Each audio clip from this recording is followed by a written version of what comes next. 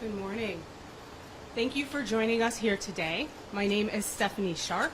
I'm an Assistant Special Agent in charge in FBI Portland. I am joined today by Assistant United States Attorney Nathan Levarchik, Klamath Falls Police Captain Rob Reynolds, and John Casalino, Assistant Attorney General for the Oregon Department of Justice. Although law enforcement daily combats violence and tragedy, some cases alarm even the most seasoned investigators, particularly when shocking details are revealed and we see that there may be multiple unknown victims. The case we are here to announce today, uncovered in Klamath Falls, Oregon, is that kind of case. And while the alleged perpetrator is already in federal custody, the disturbing evidence uncovered to date points to an individual's ongoing and escalating pattern of violence targeting women in multiple states throughout the country. When police responded to a 911 call in Klamath Falls, Oregon on July 15th, they discovered a makeshift cinderblock cell with a metal door and a singular light bulb above for light in a residential garage, and a woman who bravely escaped her terrifying circumstances. Sadly, we believe there are more victims, as well as persons out there who might have vital information relevant to our ongoing investigation. We are seeking the public's assistance to help us spread the word about this case in the hopes of reaching all of those people. Let me tell you more about our subject. 29-year-old Negasi Zuberi is also known by several aliases. One is Sakima, another is Justin Hyche, and another Justin Kouassi. He is currently in federal custody for alleged interstate kidnapping after a Seattle woman escaped his home in Klamath Falls, more than 450 miles away from where she initially met him. Thereafter, she alleges she was kidnapped, shackled, sexually assaulted, and locked in this makeshift cell. According to the complaint, the woman fought for her life, beating the doors and the walls of this cell with bloodied hands. Through her perseverance, she broke free and waved down a passing motorist, asking for their help to call 911. The victim's focus, actions, and her will to survive triggered a law enforcement response that may have actually saved many other women from a similar nightmare. Through quick and decisive law enforcement action across many local, state, and federal agencies, we were able to get Zuberi into custody in Reno, Nevada the following day. Klamath Falls Police Captain Rob Reynolds will now speak more about what happened that weekend in July, how the victim escaped, and the impact of the community.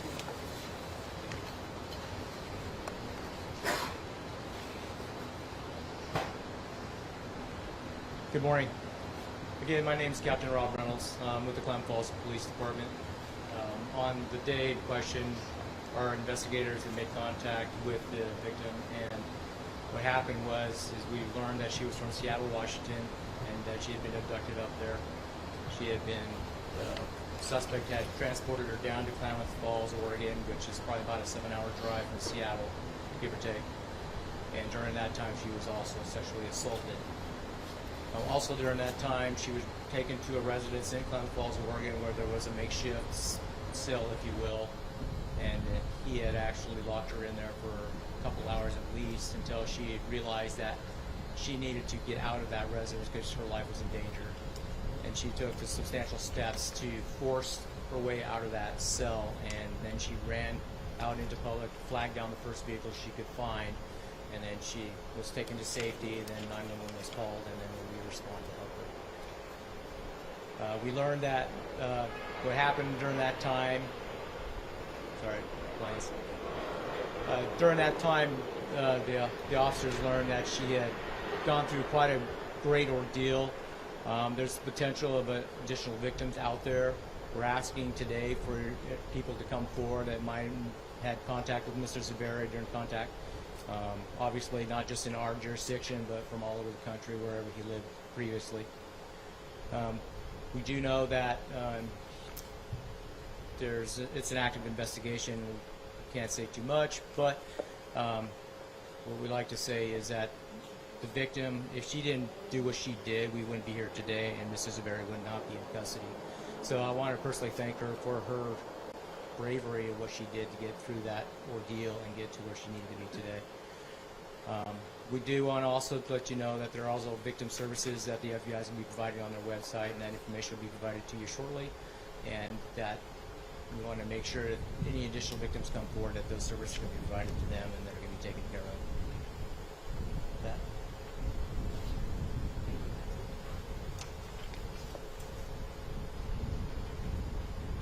The FBI and our partners, to include Oregon State Police, acted quickly and were able to safely track down Mr. Zuberi within hours of his efforts to evade law enforcement.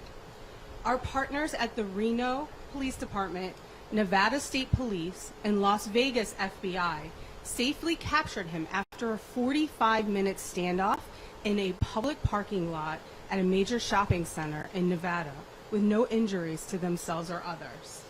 Assistant United States Attorney Nate Levarchuk will now discuss any prosecutorial actions in this case. Good morning. My name is Nate Levarchuk from the U.S. Attorney's Office. I'm an assistant U.S. Attorney here in Oregon, and I'm the branch chief who supervises our Eugene and Medford offices. To add to what's already been said, on July 17th, we obtained a federal criminal complaint charging Mr. Zuberi with one count of interstate kidnapping. That charge carries with it a maximum sentence of up to life in federal prison. The court recently unsealed that criminal complaint, which lays out the probable cause supporting the charge. I do want to note that that is a charge, and just that. It's an accusation of a crime, and Mr. Zuberi is presumed innocent until he's proven guilty. After law enforcement arrested him in Nevada, he appeared in federal court there in front of a judge on July 26th, and that judge in Reno ordered him detained pending his transfer to Oregon. The U.S. Marshals Service is now in the process of bringing him back to Oregon to face the kidnapping charge, and we anticipate that he'll appear in federal court in Medford, Oregon, in the coming weeks. At that hearing, our office will seek his continued detention and argue that he is a flight risk and a danger to the community. This is an ongoing investigation. I'm not able to offer any more than that, but what I do want to offer is my compliments and the collaboration and the efforts of our federal, state, and local partners, including FBI, the Klamath Falls Police Department, Klamath County District Attorney's Office, Oregon State Police, Reno Police Department, and the Washoe County, Nevada District Attorney's Office, who all moved quickly and in coordination with each other to apprehend Mr. Zuberi. So with that, I'll hand it back to FBI ASAC Stephanie Sharp. Thank you.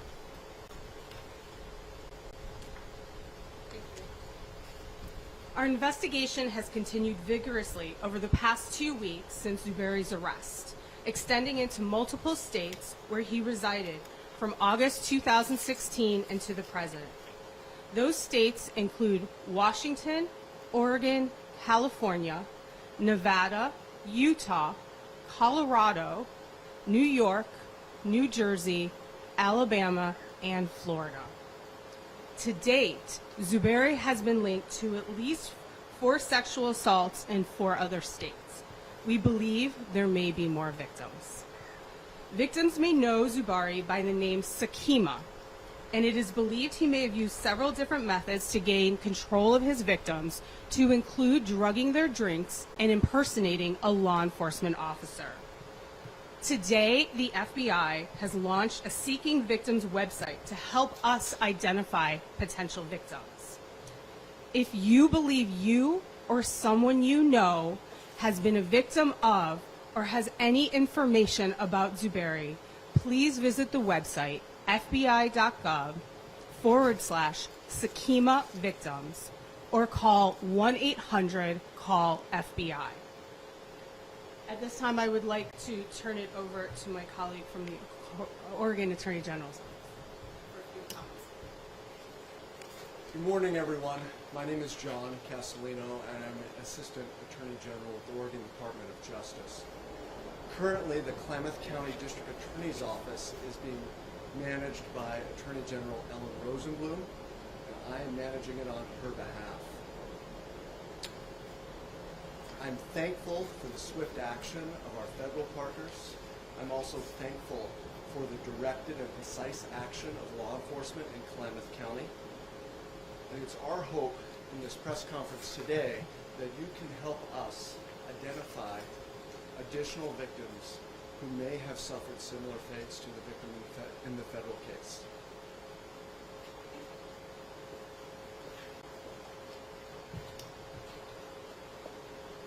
Finally, I want to thank the brave women who fought for their lives to get us where we are here today. Now it is our turn to take their burden and fight for them, any other victims out there, and seek justice. Thank you. At this time, we will take just a few questions. So as far as sexual assaults, what states did those occur in? Did it happen here in Oregon, California? What states? Aside from the one that we're discussing here in Oregon, because those are active investigations, we're not going to name the states at the time. I'm sorry. How long was the victim held in the cell before she escaped? The victim was held in the cell a few hours before she escaped. Speaking of that cell, obviously it appears it's not hidden. It's in this garage. So what role, if any, did his wife play in this? Was she aware of what was going on? Due to the ongoing nature of the investigation, we can't go into those details. We're still uncovering a lot of them. Nobody else is charged at this point. Not at this point, no. How is the victim doing? Have you heard anything about her condition? The victim is strong and courageous, and right now she is physically okay. And we are working with her through our Victim Services Department to make sure that she has whatever resources she needs to continue to be resilient. Have you already identified other victims at this time? Just the 4 that I mentioned, but we will not go into their names or locations right now. Have there been charges in those other 4 assaults? Not at this time. Can you? She flagged down when she managed to escape. We are not releasing that information. Can you talk about the injuries she sustained while trying to break out of this cell? Sure. For that, I'm going to defer to my colleague from the Klamath Falls Police Department. So the victim, when she was trying to escape the cell itself, she had repeatedly punched it with her own hands, and she had several lacerations along her knuckles from doing so. Do you know how long it took for her to escape? That I don't know. How was she able to get out? Was it locked? How was she? It was locked. Again, because of her ability and her survival mindset, this was a screen door. She punched it several times to break the wells, ripped the screen down, and she crawled through a small space to get out of that place because she knew something bad was going to happen. Is Zuberi from Oregon or a different part of the country? That I don't know. I'd have to refer to my colleagues. It is not believed he is from Oregon. He has only been in the state a few months at this time. Does he have a job? Does he do anything for work to make money? We're going to let you guys do your investigation into that. We're not going to release any of those details. Do you know if his wife and children were home at the time this woman was placed in the cell? I cannot. Do you have an estimate on how many other victims there might be? Unfortunately, we do not. And our concern is based off of the information that has been made public in the complaint and released, that there is escalation of violence and intent.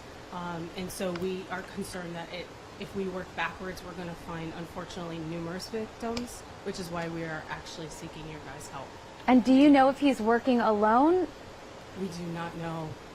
This is one of those cases where, again, a lot of times we'll get a case and we'll think it is what it is on its face. And the more we look into this case, the more we can become concerned as law enforcement that there may be more that we're missing. And so that's why right now we are still at the infancy stages of the investigation. We can't answer a lot of questions, and we really want to seek the assistance from victims, because that's what's really important here, is making sure that anybody else who may have information to help us knows how to get in touch with us. So please pass along the website. Last question. Any indication that this suspect is tied to the other 2 women that were found dead in the Portland area that have not been Oh, at this time, there is absolutely no information to indicate any links between these matters. Where will he be tried? You mentioned Medford. He'll be in court. I mean, at this time, his charges will be in Medford, but we'll have to see where this investigation goes. We're still in the very early stages, and we appreciate all of you guys taking time out of your day to come here and help us with this. Thank you so much.